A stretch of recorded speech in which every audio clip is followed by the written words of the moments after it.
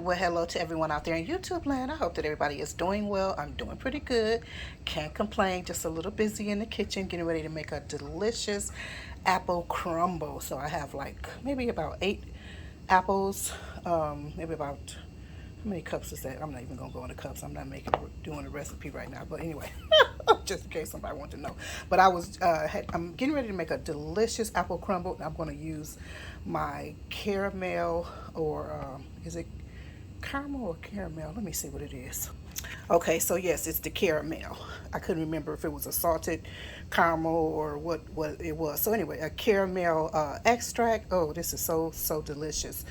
So I'm going to use that in my crumble. But I wanted to show you. We always have all of these different excuse the shadow, all of these different refuse or things that we throw away or whatever, but we always remember that they could be reused. And I know some people are composting, but for those of us who just throw it away, because normally I would have eaten this, but I'm not in the mood to eat it right now or whatever, and there's nobody here to eat it. So but what you could do with these, instead of throwing them away, you can make pectin for your preserves, or when you're doing your canning this summer.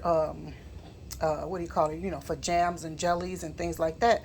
These, you can always use these to make pectin. This would make you a good amount of pectin, so that you could do your preserving of your, make your jellies and jam or stuff like that. And also apple cider vinegar. If you use apple cider vinegar, whether you use it for cleaning or for what do you call it, for that's my oven,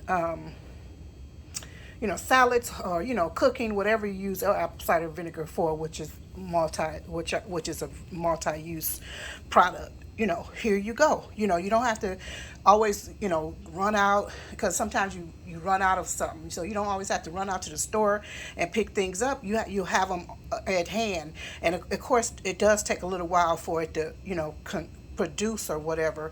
Not the pectin, but it does take a little while for it to produce. But that's okay. You'll have it right there underneath your in your cabinet, underneath your counter or wherever you keep it, and it's ready to go. And again, it's good to know how to make stuff. Even if you just make something one time, at least you will know how to make it in case it's not accessible to you or whatever the situation is. So anyway, just want to encourage us to do that. Again, just more life skills. And again, we teach our children. We don't just do it ourselves. We have our children or whoever we're responsible for, even our spouses, in the kitchen with us, or at least they know what we have done and the steps that we took, so that they're aware in case they have an interest, and you got a buddy.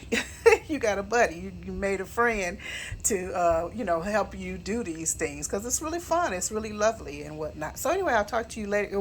Because we lived in the kitchen at home.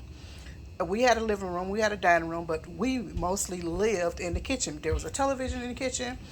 My mother she would sew in the kitchen. She had her sewing machine in there.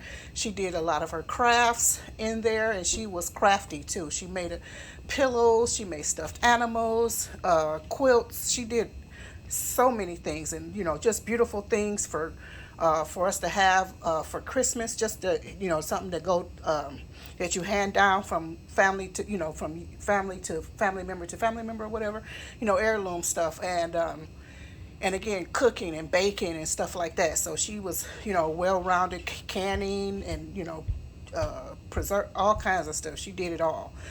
So anyway, just a reminder for us to hand these things down to our children. If you didn't have it yourself, it's okay. Pick up a book, look at a couple of videos, and just do it. Start doing it yourself, because not all of us came from a family that did it.